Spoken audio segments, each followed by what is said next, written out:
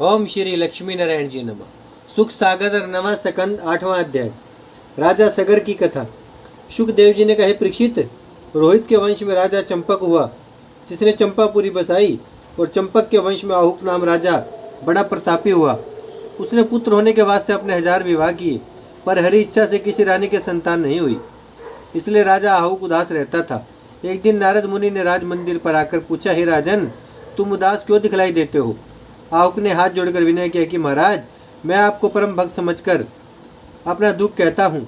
1000 विवाह करने पर भी मेरे पुत्र नहीं हुआ, यही चिंता मुझे दिन रात रहती है। यह वचन सुनते नारद जी ने दयालु होकर आम का एक फल जो हाथ में लिए थे राजा को देकर कहा कि जिस रानी को चाहो यह आम खिला दो, परमेश्वर की दया से बालक होगा। राजा ने वह फल लेकर अपनी बड़ी स्त्री को, जिसकी उस दिन बारी थी, खिला दिया। रानी के उसी दिन गर्भ रह गया, पर बालक उत्पन्न नहीं हुआ। कि उन्हीं दिनों में दूसरे राजाओं ने राजा आहुक को युद्ध में जीतकर उसका राज्य अपने अधीन कर लिया। तब वह अपनी रानियों समेत भागकर वन में चला गया और ऋषिवरों के स्थान के निकट झोपड़ी बनाकर रहने लगा। राजा बड़ी रानी के गर्भवती होने से उस पर अति प्रीति रखता था। 8 पैर उसी के पास रहता था, इसलिए दूसरी रानियां सौतिया ढहा से आपस में कहने लगी कि देखो, अभी बड़ी रानी के पुत्र उत्पन्न नहीं हुआ, जिस पर भी राजा रात दिन उसी के पास रहते हैं, हमारी ओर आँख उठाकर कभी नहीं देखते। बालक होने पर ना मालूम हम लोगों की क्या दशा होगी। इसलिए रानी को विष देना चाहिए, जिसमें वह पेट के बालक समेत मर जावे।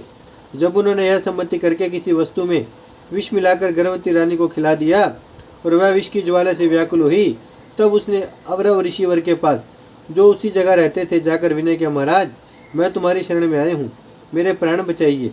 यह दीन वचन सुनकर ऋषिवर बोले, हे रानी, तू मत डर, परमेश्वर की कृपा से नहीं मरेगी, और जो बालक तेरे पेट में है वह भी जीता बचकर विष समेत उत्पन्न होगा। यह आशीर्वाद सुनकर रानी अति प्रसन्न हुई और ऋषिवर की दया व हरिच्छा से विष ने अपना बल नहीं किया। गर्भ भी जो का तो बना रहा। जब कुछ काल बीते, राजा आहुक अपमृत्यु में मर गया और उसकी सब स्त्रियां सती होने लगी। तब अवरव ऋषिवर ने गर्भवती रानी से कहा कि तू मत सती हो, तुझसे एक बालक बड़ा बलवान व तेजस्वी उत्पन्न होकर चक्रवर्ती राज्य करेगा। यह सुनकर वह रानी सती नहीं हुई और सब रानियां राजा के साथ जलकर सत्यालोक को चली गई। गर्भवती रानी उसी जगह कुटी बनाकर रही। 10वें महीने उसके एक बालक अति सुंदर व तेजस्वी उत्पन्न हुआ और उस बालक के साथ वह विष भी पेट से निकला। संस्कृत में विष को गर कहते हैं, इसलिए अवरव ऋषिवर ने उस बालक का नाम सगर रखा। जब वह बालक बड़ा हुआ तब उसने सेना बटोरी और हरि इच्छा व ऋषिवरों के आशीर्वाद से दूसरे राजाओं को जीतकर अपने पिता की राजगद्दी छीन ली और राज सिंहासन पर बैठकर धर्म के साथ प्रजा का पालन करने लगा। राजा सगर ऐसा प्रतापी हुआ कि ताल, जंग और वव आदि मलेच्छ राजाओं को अपनी भुजाओं के बल से युद्ध में जीतकर मार डाला। 7 द्वीपों के राजाओं को अपने अधीन करके 2 विवाह किए। बड़ी रानी केशिनी से असमंजस नाम का एक पुत्र हुआ और सुधृति नाम की दूसरी स्त्री से 60,000 बेटे उत्पन्न हुए। असमंजस के अंशुमान नाम का एक पुत्र बड़ा प्रतापी व अति सुंदर उत्पन्न हुआ। असमंजस पूर्व जन्म का भोगी था, इस कारण प्रजा को दुख देना आरंभ किया। इसलिए राजा सगर ने प्रजा के कहने से असमंजस को वनवास दे दिया और अपने पोते अंशुमान को, जो धर्मात्मा था, पास रखा। कुछ दिनों के उपरांत राजा सगर ने 100 यज्ञ करने का विचार करके 99 यज्ञ अच्छी तरह संपूर्ण किया। जब 100वां यज्ञ आरंभ करके शास्त्रानुसार श्यामकर्ण घोड़ा छोड़ा और 60,000 बेटों को उसकी रक्षा करने के वास्ते संग कर दिया, तब इंद्र ने मन में विचारा कि मनुष्य 100 यज्ञ करके इंद्र होता है, सो राजा सगर 100वां यज्ञ संपूर्ण करके मेरा इंद्रासन छीन लेगा। मुझ में ऐसी समर्थ्य नहीं जो राजा के सम्मुख लड़कर श्यामकर्ण घोड़ा छीन लाऊं और उसका यज्ञ विध्वंस करूं, इसलिए छल करके श्यामकर्ण घोड़ा लेना चाहिए। ऐसा विचार कर इंद्र वह घोड़ा किसी छल से चुरा ले गया और जहाँ कपिल देव मुनि तब बैठे तब करते थे। ऐसा विचार कर इंद्र वह घोड़ा किसी छल से चुरा ले गया और जहाँ कपिल देव मुनि बैठे तब करते थे उनके पीछे बांध दिया और आप इंद्रलोक को चला गया। जब राजकुमारों ने अपना घोड़ा नहीं देखा तब उन्होंने 14 लोकों में जाकर उस घोड़ा को बहुत ढूंढा, पर कहीं पता ना चला। जब खोजने से निराश हुए तब राजा सगर के पास जाकर सब वृत्तांत कहकर विनय किया कि महाराज, आप आज्ञा दे तो पृथ्वी खोदकर घोड़ा ढूंढे। राजा बोले, बहुत अच्छा खोजना चाहिए। उन्होंने अपने पिता की आज्ञा अनुसार घोड़ा ढूंढने के लिए इतनी पृथ्वी खोदी कि छोटे छोटे 7 समुद्र भरतखंड में प्रकट हुए। जब वे लोग घोड़ा खोजते हुए कपिल देव मुनि के स्थान पर गए तो क्या देखा कि कपिल देव बैठे तप करते हैं और घोड़ा उनके पीछे बंधा है। तब 60,000 राजकुमार चिल्लाकर बोले कि हमने अपना घोड़ा चोर पकड़ा। जब उनके चिल्लाने से कपिल देव मुनि का ध्यान खुल गया तब उन्होंने आंख उठाकर क्रोध से उन लोगों की ओर देखा तो उसी जगह 60,000 राजकुमार जलकर भस्म हो गए।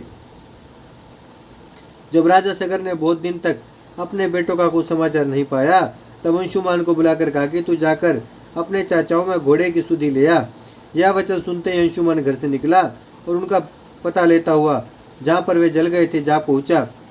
जब उसने वहाँ कपिल देव मुनि को परमेश्वर के ध्यान में बैठा देखा और दंडवत में परिक्रमा करके उनकी स्तुति की तब कपिल देव मुनि प्रसन्न होकर बोले, हे राजकुमार, तू अपना घोड़ा ले जा, पर तेरे चाचा लोग जो मेरे क्रोध से जलकर मर गए हैं वे भी मुक्त नहीं हो सकते। जब गंगा जी आकर अपने जल से उनकी हड्डी व राख भावेगी तब उनका उद्धार होगा। कपिल देव मुनि का यह वचन सुनकर अंशुमान उनको दंडवत करके शामकर्ण घोड़ा वहां से ले जाकर राजा सगर के पास आया और उनसे सब वृत्तांत कह दिया।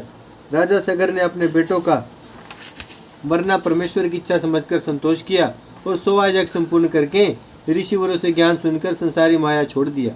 अंशुमान अपने पोते को राजगद्दी पर बैठाकर वन में चला गया और हरिचरणों में ध्यान लगाकर मुक्त हुआ। ओम श्री लक्ष्मी नारायण जी नमः।